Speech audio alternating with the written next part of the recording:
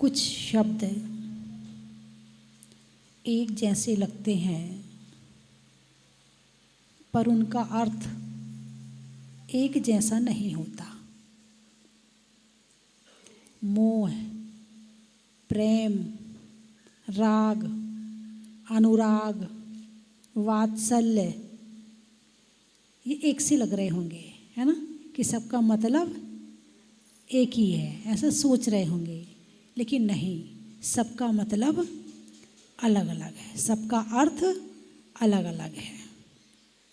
अभी पंडित जी कह रहे थे कि गुणों के अनुराग से वशीभूत होकर के हमने अभी यहाँ पर भगवान के 100 गुणों के अर्घ चढ़ाए, है ना।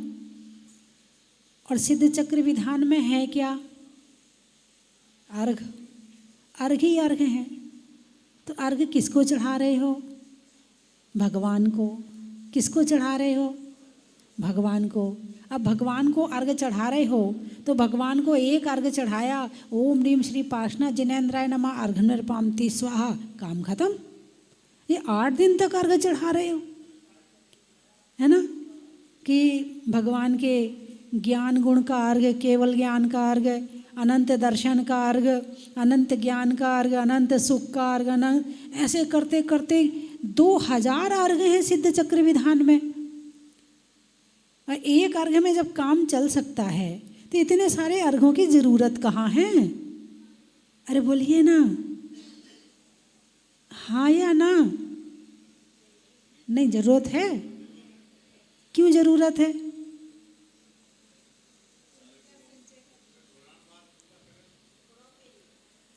क्यों जरूरत है बताइए मुझे। हम क्यों इतने सारे गुणों को याद कर रहे हैं? क्यों इतने सारे हम अर्घ चढ़ा रहे हैं? क्यों हमने इतनी मेहनत करी है एक अर्घ में कि ओम ह्रीम श्री सिद्ध परमेष्ठिभ्यो अर्घ निर्पामति स्वाहा, बस काम हो गया था। सिद्ध भगवान को, एक सिद्ध भगवान को तो छोड़ो, जितने अनंत अनंत सिद्ध भगवान है सबको अर्घ चढ़ गया। अब और इतने सारे अर्घ चढ़ा करके इतना सारा आप सामग्री लेके आए, इतनी सारी बादाम लेके आए, इतने नारियल लेके आए, इतना आप सब कुछ कर रहे, क्यों कर रहे हो? भक्ति कर रहे हो। भक्ति करने से क्या होता है? पुण्य का संचय होता है। अच्छा, हमारी एक बहन जी कह रही है कि हम भी उनके जैसे बनने के लिए विधान कर रहे हैं, तो क्या विधान करने से हम उनके जैसे बन जाएंगे? यदि विधान करने से उनके जैसे बनते तो फिर हमारे भगवान ने दीक्षा क्यों ली? देखो, आप जितने उत्तर देंगे ना, हर उत्तर में प्रश्न है, आप देते जाइए। ऐसा नहीं कि आप देना बंद कर दें, देते जाइए। क्यों? दिमाग खुलता है, चिंतन जागृत होता है, मन में विचार आते हैं। गृहस्थी के विचार तो बहुत आते हैं, घर वालों के विचार तो बहुत आते हैं, धर्म के विचार नहीं आते हैं। यदि मैं आपके एक उत्तर पे शांत होकर रुक जाऊंगी तो आपके प्रश्न में अन्य उत्तर कैसे आएंगे? इसलिए आप उत्तर तो देते जाइए और हम हर प्रश्न के आगे प्रश्न खड़ा करते जाएंगे। चलिए और उत्तर दीजिए। आप इतने दिन का विधान क्यों कर रहे हैं? और कोई उत्तर है? कर्मों की निर्जरा के लिए। तो आप विधान नहीं भी करोगे ना तो भी कर्म निर्जरा तो हर क्षण चल रही है। कर्म निर्जरा हमारे करने से नहीं हो रही है, कर्म की निर्जरा तो प्रति क्षण चल रही है। अब और उत्तर दीजिए। हाँ बोलो बोलो, सोचो, कुछ तो सोचो, सारा मैं ही सोचूं क्या? हाँ, भाव शुद्धि के लिए। अब उत्तर आ गया भाव शुद्धि। अब आ गया बिल्कुल आखिरी उत्तर, भाव की शुद्धि के लिए। और जो आपने कहा कि कर्म की निर्जरा के लिए, तो कौन से कर्म की?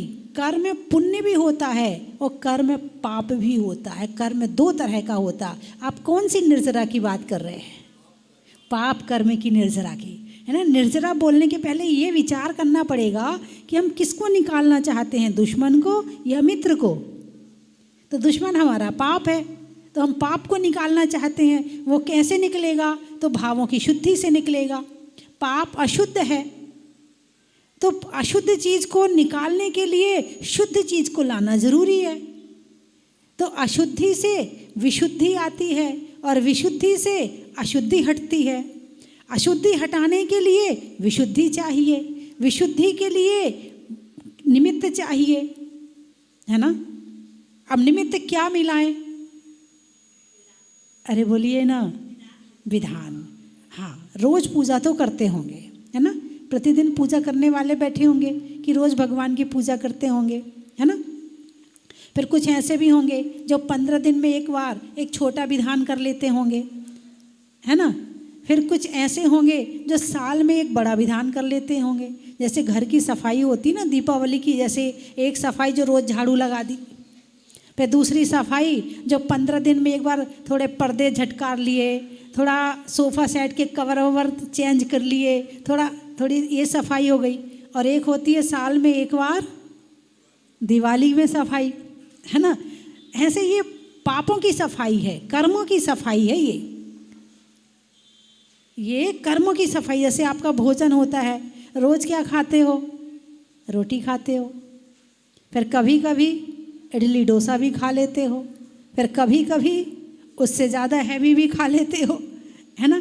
तो ऐसे भावों के लिए भी, भावों की विशुद्धि के लिए भी ये सारे उपक्रम करने ज़रूरी हैं। यदि ये नहीं करेंगे तो कर्म तो हम संचय करते जा रहे हैं, इकट्ठा करते जा रहे हैं। और जब तक हम शत्रुओं को इकट्ठा तो कर रहे हैं, और जिस दिन शत्रु भारी पड़ जाएगा उस दिन उससे लड़ना मुश्किल हो जाएगा। तो इन शत्रुओं को हटाने के लिए कि रोज़ के रोज़ जो छोटे मोटे शत्रु हैं उन्हें रोज़ की पूजा से हटा दो, रोज़ की माला से हटा दो, रोज़ की भक्ति से हटा दो, रोज़ के स्वाध्याय से हटा दो। जो उससे बड़े शत्रु हैं उन्हें 15 दिन में एक बार बड़ा विधान करके हटवा दो। घर में चौका आदि रोज़ तो लगता नहीं है, कभी कभी चौका आदि लगा के हटा दो, है ना। इसी तरह से फिर और जो बड़े शत्रु हैं तो साल में एक बार बड़ा विधान कर लो तो वो बड़े शत्रु निकले, ताकि हमारा जीवन इसी तरह धर्म में चलता रहे। संसार में बाधा आती है वो अलग है, लेकिन धर्म में बाधा आती है वो अलग है। बहुत से लोग आते हैं, बोले माता जी हम जहाजपुर जाना चाहते हैं मगर क्या करें, 3 बार टिकट करवा ली, अभी तक पहुंच नहीं पाए। आप लोगों में तो नहीं है ऐसा कोई? आप लोग तो सब हो आए ना। कौन कौन हो आया जरा हाथ उठाकर बताना। अभी गए थे? बहुत बढ़िया। अच्छा, कौन कौन एक बार गया है वो एक उंगली, जो 2 बार गया है वो 2 उंगली, जो 10 बार गया है वो पूरा दोनों हाथ उठा दे। अच्छा, 1 बार, 2 बार, 10 बार, 4 बार, 5 बार। पंडित जी 2 बार। अच्छा, आप नहीं गए? ओहो हो, कोई बात नहीं, अब चले जाना भगवान से। अभी आपको एक अतिशय बताऊं, सुनिए, एक अतिशय बताऊं। आगरा का एक परिवार था, उसमें एक व्यक्ति बीमार हो गया और इतना बीमार हुआ कि उसकी कमर में प्रॉब्लम थी कि वो क्या कहते हैं, वॉकर लेके चलता था। वॉकर लेके, ये ना 1 नंबर 2 नंबर भी जाना हो तो वॉकर लेके जाता था। तो उनके जो बहू बेटा थे वो जो हैं वहाँ पर जहाजपुर आए, तो वहाँ पर दर्शन किए उन्होंने, अभिषेक किया, शांति धारा करी। छोटी माता जी, मैं नहीं थी वहाँ पर, मैं जयपुर में थी। तो उन्होंने छोटी माता जी से कहा कि हमारे पापा बहुत बीमार हैं, वो चल नहीं सकते हैं, उनकी कमर में बहुत प्रॉब्लम है। तो माता जी ने कहा एक काम करो, मोबाइल में और भगवान के दर्शन करा दो, और बस इतना बोल दो कि यदि हम जब ठीक हो जाएंगे तो आपके दर्शन करने जरूर आएंगे, है ना। अब उसके बाद उन्होंने मोबाइल पर दर्शन करवाए और इतना बोल दिया कि भगवान बस हम ठीक हो जाएं जल्दी से और हम दर्शन करने जरूर आएंगे। यानी डॉक्टर ने तो ये कह दिया था कि शायद अब ये चल नहीं पाएंगे। अब यहाँ बोला और वहाँ असर शुरू हो गया, वहाँ असर शुरू हो गया। और वो यहाँ से जो परिवार, जो बहू बेटा वगैरह थे, वो घर पहुँचे तब तक तो वो दूसरे दिन सुबह उन्होंने बिना वॉकर के चलना शुरू कर दिया। उस परिवार का नाम नहीं पता, अभी 3-4 दिन पहले और वो परिवार वहाँ आया था। टीवी में भी, यदि जो शाम को टीवी में देखते हैं तो उनने ज़रूर सुनी होगी ये बात, उन्होंने बोला भी था। अब वो बिल्कुल चलने लगे, फिर फटाफट वो दोबारा जहाजपुर आए। अब उनने माता जी से पूछा कि मैं कहाँ पर हूँ, तो बताया जयपुर में, मैं सी स्कीम में थी।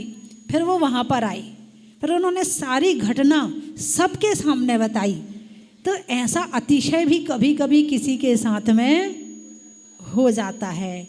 कैसे हो जाता है? भक्ति से हो जाता है।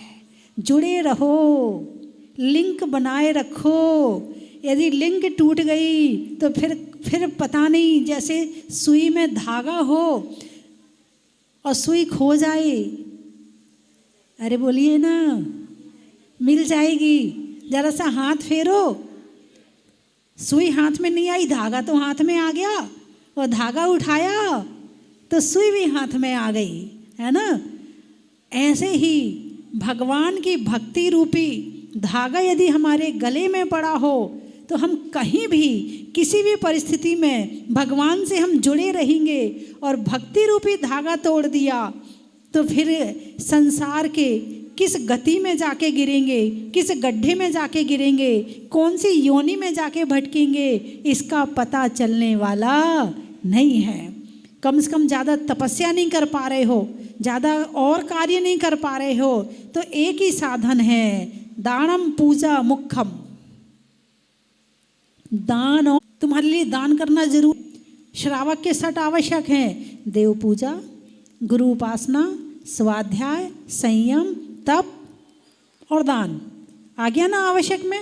आवश्यक का मतलब जरूरी, ये काम तो करना ही करना है। ठीक है, थोड़ा माइक बढ़ाओ।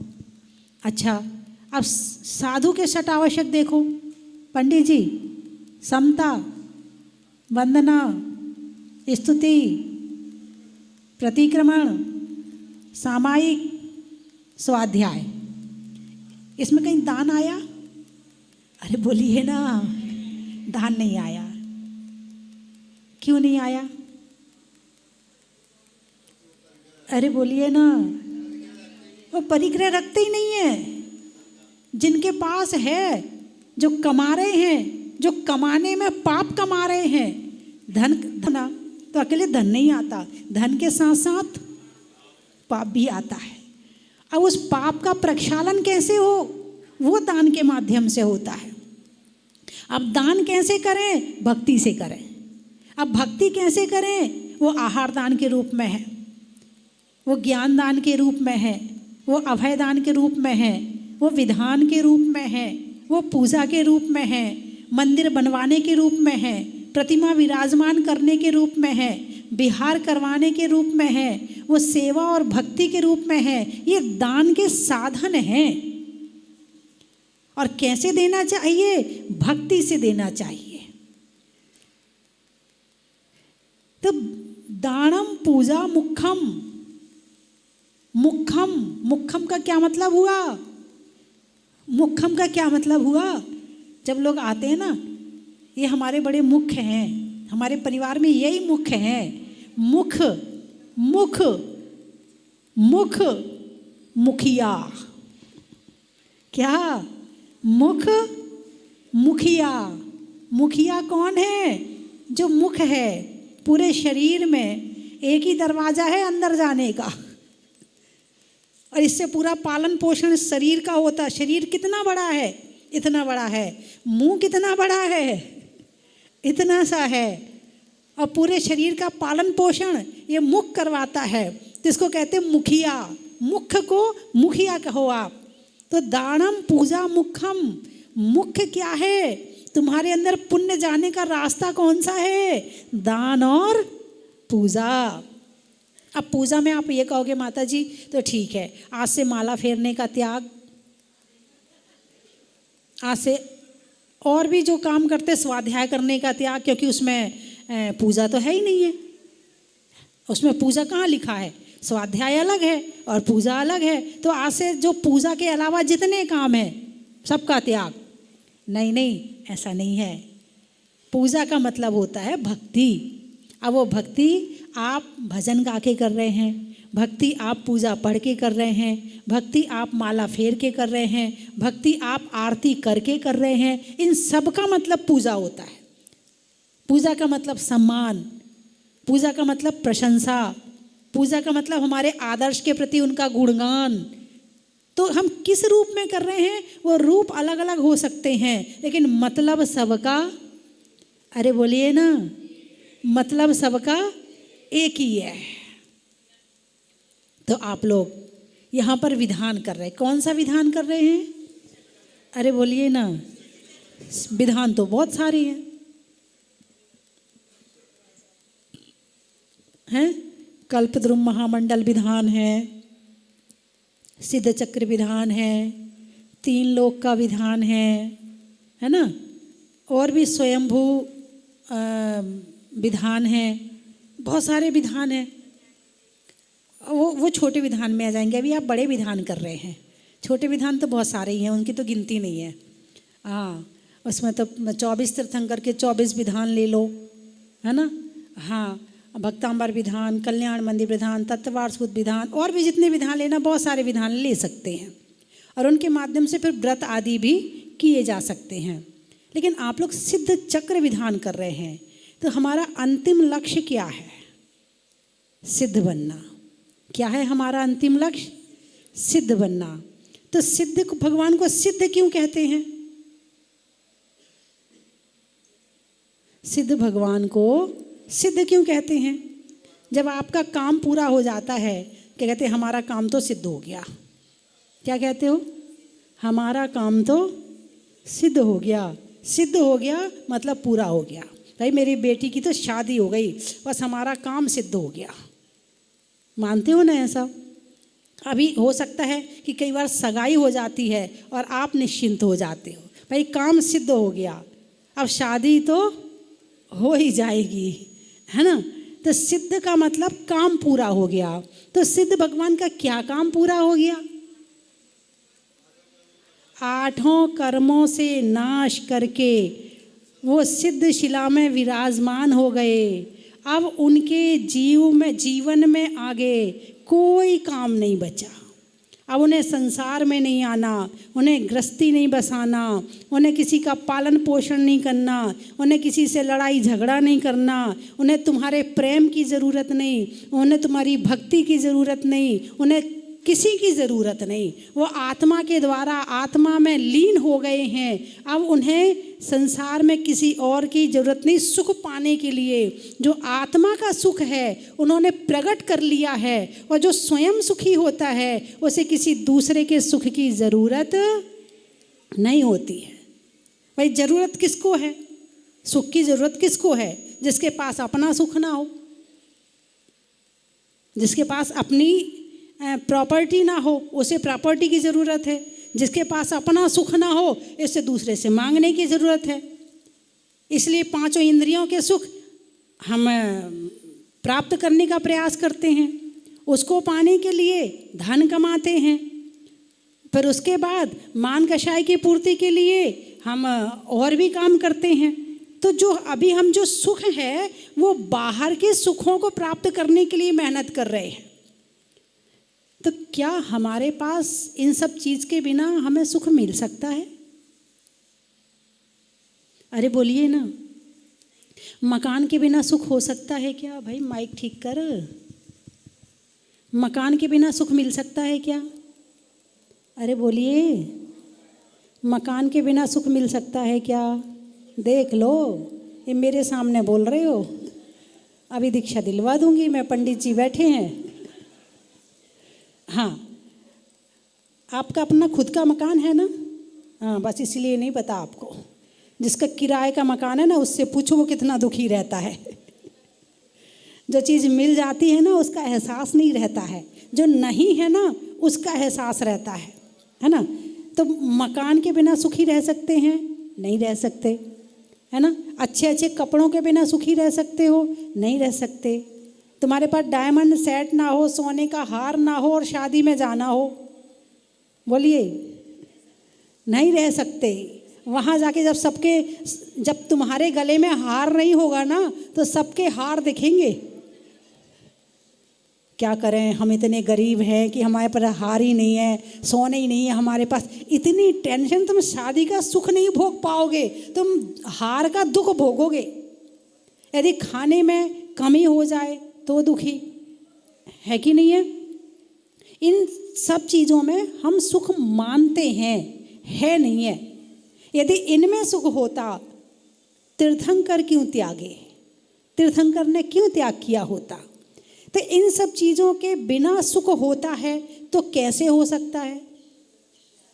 अरे बोलिए ना, धर्म से। धर्म कैसे होता है, भाव से। भावों में क्या करना पड़ता है, कोई ऑपरेशन करना पड़े भावों का। भाई यदि पेट में कोई दिक्कत हो जाए तो पेट का ऑपरेशन करवा लो, हैं, कहीं और हो जाए तो वहाँ का ऑपरेशन करवा लो। तो भाव का ऑपरेशन कैसे करोगे तुम, रास्ता नहीं पता है, नाम तो पता है, वो दिख रहा, वो मोक्ष यहाँ है नहीं है, मैं वैसे ही बता रही हूँ। हाँ, वो मोक्ष वो रहा, अब वहाँ पहुँचे कैसे उसका रास्ता नहीं ढूंढते हैं। उसकी प्रशंसा तो सुन ली है, तारीफ तो सुन ली है, मगर अनुभव में नहीं आया है। तो जिनकी आप पूजा करने बैठे हैं, जिनका आप गुणगान करने बैठे हैं, रास्ता वहाँ से मिलेगा, रास्ता वो बताएंगे। अब आप कहोगे भगवान तो बोलते नहीं है, फिर कैसे बताएंगे भगवान रास्ता। तो भगवान रास्ता मौन पूर्वक बताते। आपको मौन की भाषा समझ में आती कि नहीं आती,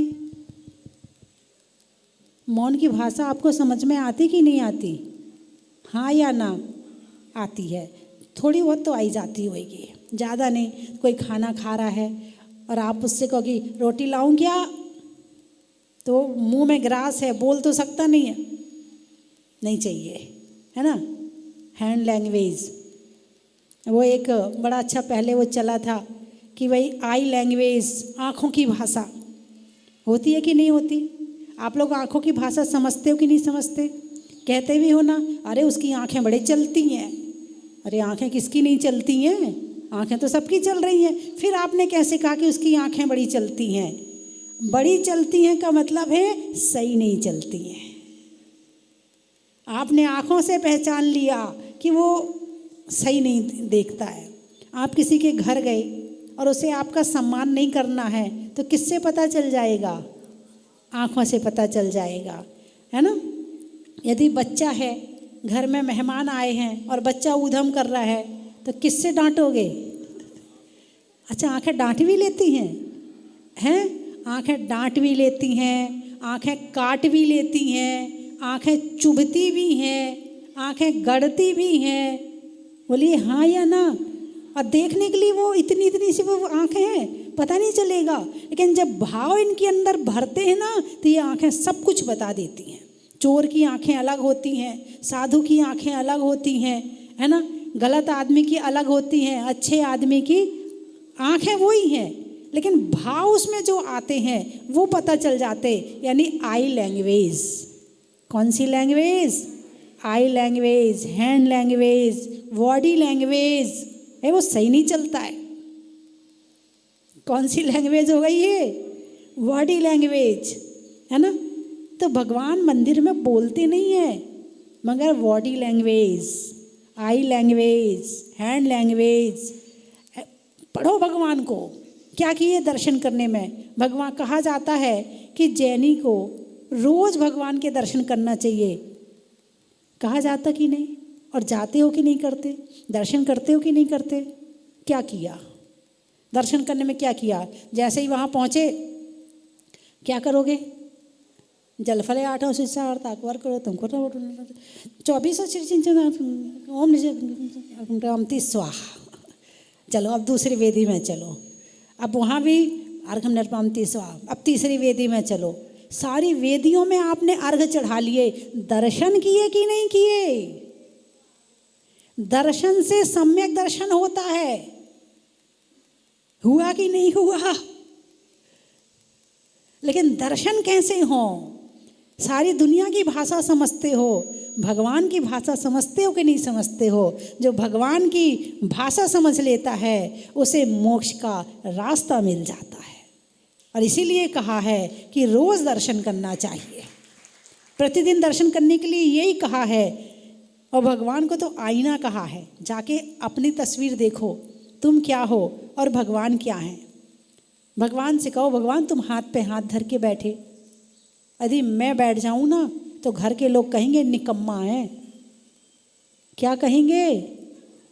निकम्मा अठगुणा किंचूड़ा चरम देह दो सिद्धा।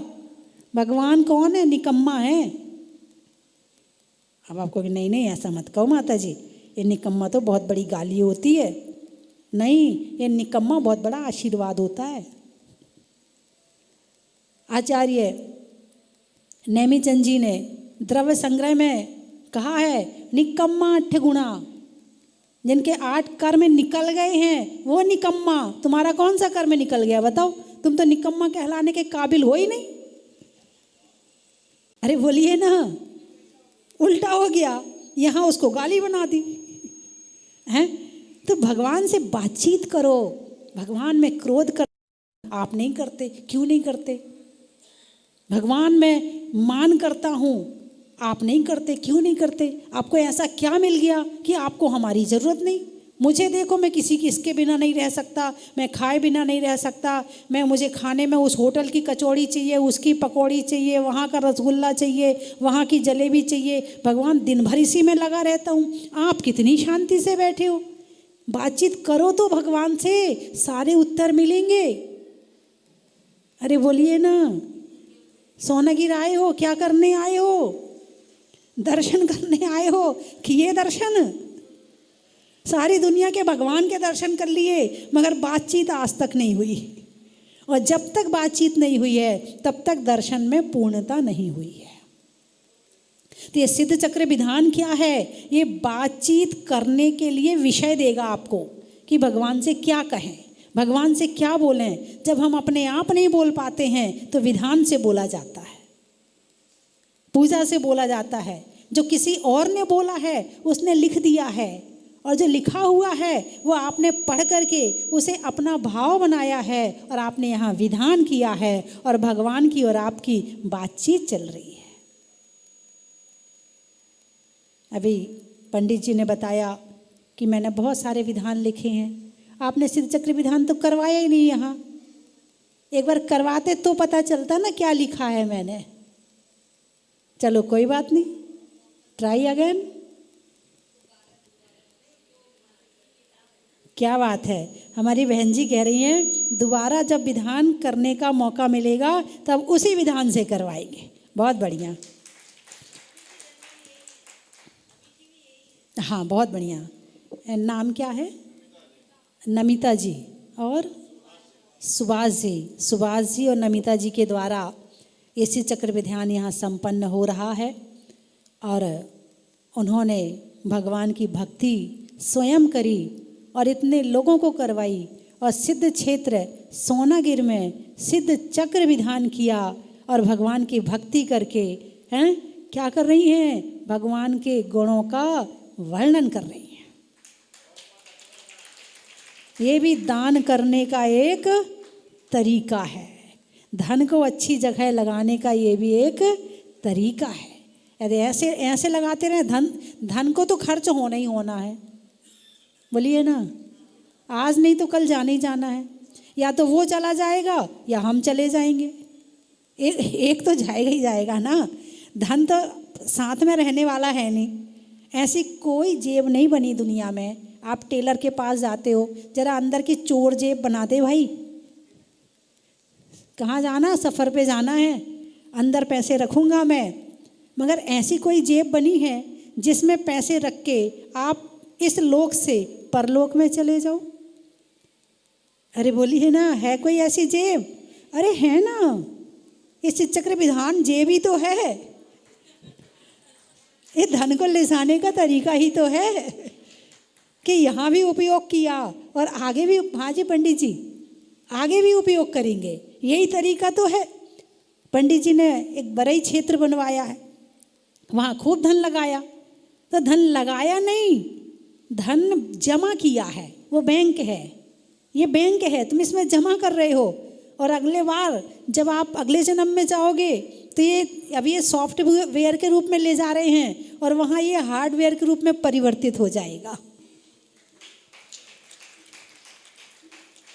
इसको हार्डवेयर को हम यहाँ से ले जा नहीं सकते, तो इसको सॉफ्टवेयर बनाने का तरीका यही है। मंदिर बनाओ, प्रतिमा विराजमान करो, विधान करो, दान करो, आहार दान करो, सेवा करो, ये सॉफ्टवेयर बना लो इसका। हार्डवेयर को सॉफ्टवेयर कैसे बनाएं, वो ऐसे बनाया जाता है। पता भले नहीं है लेकिन काम तो चल ही रहा है। समय हो गया है और अभी आपको 400 अर्घ चढ़ाने हैं। कितने है ना, बहुत देर हो जाएगी। अरे बोलिए ना, तो कल से प्रवचन रहने दूंगी, है? कल आना है मुझे? अच्छा, कल भी तो फिर लेट हो जाते, कल तो 1000 अर्घ चढ़ेंगे, हैं? अच्छा, थोड़ा सुबह जल्दी शुरू करवा दिया करो, है ना, तो सुबह जल्दी शुरू हो जाएगा तो मैं अपना टाइम खुद ही निकाल लूँगी। ठीक है, जैसे दूध में चीनी अपनी जगह बना लेती है, वैसे मैंने भी यहाँ आकर अपनी जगह बना ली। ठीक है ना, क्या बात है। और जो चले गए हैं उनको नहीं ले जाओगे? क्या नाम है आपका? अरे वाह, इनका तो नाम ही मैंने पहली बार सुना है। अम्बुज जी की भावना है कि जितने लोग जाना चाहें वो सबको जहाजपुर ले जाना चाहते हैं। अब जाने के लिए कौन कौन तैयार है, पहले एक बार हाथ उठाओ।